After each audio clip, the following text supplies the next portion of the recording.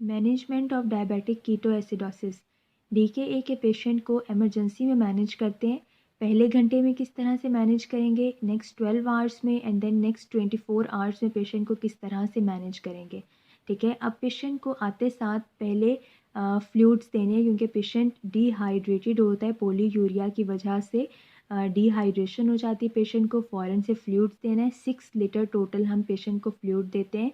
1 litre fluid patient को first hour में देते हैं और नेक्स्ट 12 आवर्स के अंदर पेशेंट को रिमेनिंग 5 लीटर फ्लूइड्स देते हैं। ठीक है, उसके अलावा पेशेंट को फर्स्ट आवर में फ्लूइड के साथ इंसुलिन देते हैं और पेशेंट को मोनीटर करते हैं।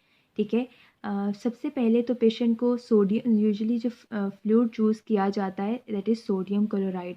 आते साथ पेशेंट को इमरजेंसी में 1 लीटर फ्लूइड देंगे। ठीक है, फिर उसके बाद इंसुलिन स्टार्ट करेंगे। इंसुलिन IV बोलस सबसे पहले इंसुलिन का देंगे, उसके बाद कॉन्टिन्यूस इन्फ्यूजन में स्टार्ट करेंगे। कॉन्टिन्यूस इन्फ्यूजन में 0.1 यूनिट पर केजी पर बॉडी वेट इंसुलिन देनी है। साथ में पेशेंट को मॉनिटर करेंगे, उसके ब्लड ग्लूकोज को मॉनिटर करेंगे, उसके पोटाशियम लेवल को और इलेक्ट्रोलाइट्स को। ठीक है, ग्लूकोज हर घंटे के बाद मॉनिटर करनी है, पोटाशियम हर 2 घंटे के बाद और इलेक्ट्रोलाइट्स जो पोटाशियम के अलावा हैं उनको हर 4 आवर्स के बाद मॉनिटर करना है। 1 आवर के बाद पेशेंट को किस तरह से मैनेज करेंगे। 1 घंटे के अंदर वो जो फ्लूइड 1 लीटर दे रहे थे, जब वो ख़त्म होता है उसके बाद पेशेंट को किस तरह से फ्लूइड्स देने हैं। अगले 12 घंटे के लिए 5 लीटर फ्लूइड देना है। ठीक है, सेम वही फ्लूइड सोडियम क्लोराइड देना है, लेकिन साथ में पोटाशियम क्लोराइड ऐड कर देना है। ठीक है, अब पोटाशियम क्लोराइड ऐड करने की इंडिकेशंस पोटाशियम का लेवल है। ठीक है, ये मैं आपको बताती हूँ। दूसरी एक बात आपने याद रखनी है कि फ़ौरन से ये कोशिश नहीं करनी कि ग्लूकोज़ का लेवल बिल्कुल ही नॉर्मल हो जाए। ठीक है, अगर बहुत रैपिडली ग्लूकोज़ का लेवल कम होगा तो सेरिब्रल एडीमा के चांसेस बढ़ जाते हैं। इस वजह से अगर इंसुलिन और फ्लूइड्स देने से इंसुलिन फ्लूइड्स दोनों से ग्लूकोज़ का लेवल बहुत ज़्यादा बढ़ जाए तो फिर साथ में ग्लूकोज़ ऐड कर देनी है। इसका मकसद सिर्फ ये है कि सेरिब्रल एडीमा ना हो और ग्लूकोज़ आहिस्ता-आहिस्ता से उसका लेवल बॉडी में कम होता जाए। तो इस थेरेपी के दौरान हम ग्लूकोज़ 10% कब ऐड करते हैं सोडियम क्लोराइड यानी फ्लूइड में, जब ग्लूकोज़ का लेवल 14 मिलीमोल पर लीटर से कम हो, फिर हमें 10% ग्लूकोज़ ऐड करनी पड़ती है ताकि सेरिब्रल एडीमा ना हो।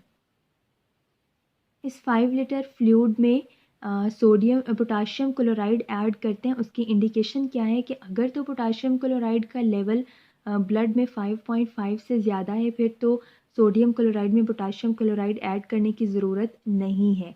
लेकिन अगर ये लेवल 3.5 से 5.5 है पोटाशियम क्लोराइड का लेवल ब्लड के अंदर पोटाशियम का लेवल, तो फिर हम पोटाशियम क्लोराइड 40 मिलीमोल पर लीटर ऐड करते हैं जो 6 लीटर फ्लूइड्स दे रहे थे उसके अंदर, ताकि पोटाशियम की डेफिशिएंसी पूरी हो सके। लेकिन अगर पोटाशियम का लेवल 3.5 से भी कम है तो फिर पोटाशियम क्लोराइड ज़्यादा ऐड करना पड़ता है और एक दफ़ा इंसुलिन स्टॉप करनी पड़ती है। इसके लिए सीनियर को बुलाना है, सीनियर की हेल्प से ये सब करना है। इंसुलिन स्टॉप इसलिए करनी है क्योंकि इंसुलिन पोटाशियम को सेल के अंदर ट्रांसपोर्ट कर देती है। इस वजह से पोटाशियम का लेवल फर्दर कम हो जाएगा जिससे एरिथमियास के और हार्ट के डिफरेंट डिसऑर्डर्स के चांसेस होते हैं। इसलिए एक दफ़ा इंसुलिन स्टॉप करनी है। इंसुलिन स्टॉप करके पोटाशियम क्लोराइड की डोज़ बढ़ानी है। पोटाशियम को एटलीस्ट 5.5 तक लेके आना है। उसके बाद फिर इंसुलिन दोबारा से स्टार्ट करनी है।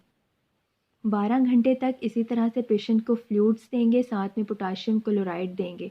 12 घंटे के बाद पेशेंट को असेस करना है। अगर तो पेशेंट स्टेबल हो गया है तो फिर वो जो IV इंसुलिन हमने दी थी उसको हमने सबक्यूटेनियस इंसुलिन पे शिफ्ट कर देना है। ये इन 12 घंटों के दौरान भी इंसुलिन कंटिन्यू ही रहेगी, इंसुलिन को स्टॉप नहीं करना। अब 12 घंटे के बाद अगर पेशेंट स्टेबल हो गया है फिर इंसुलिन स्टॉप कर देनी है। IV इंसुलिन सबक्यूटेनियस इंसुलिन पे पेशेंट को शिफ्ट कर देना है। लेकिन जब सबक्यूटेनियस इंसुलिन पे शिफ्ट करना है तो इसको एक्शन परफॉर्म करने में थोड़ा सा टाइम लगता है, इसलिए एटलीस्ट 30 मिनट्स तक IV इंसुलिन पेशेंट को देते रहना है। 30 मिनट्स के बाद जब सबक्यूटेनियस इंसुलिन अपना एक्शन स्टार्ट कर देगी फिर इसको डिसकंटिन्यू करना है। ये तब करते हैं हम शिफ्ट अगर पेशेंट स्टेबल हो गया है। लेकिन अगर पेशेंट स्टेबल नहीं हुआ फिर IV इंसुलिन कंटिन्यू ही रखनी है जब तक पेशेंट नॉर्मलाइज नहीं हो जाता। आईवी इंसुलिन की इंडिकेशन क्या है, ये हम कब तक कंटिन्यू रखेंगे, जब तक एनाइन गैप नॉर्मल ना हो जाए। ठीक है, इसके अलावा क्या क्या मेजर्स हम करते हैं मैनेजमेंट में, हम पेशेंट को कैथेटराइज करते हैं, उसकी एबीजीज को मेजर करते हैं, ऑक्सीजन सेचुरेशन को मेजर करते हैं और ईसीजी को मॉनिटर करते हैं, क्योंकि पोटाशियम का लेवल भी इस दौरान डिहाइड्रेशन की वजह से डिस्टर्ब होता है।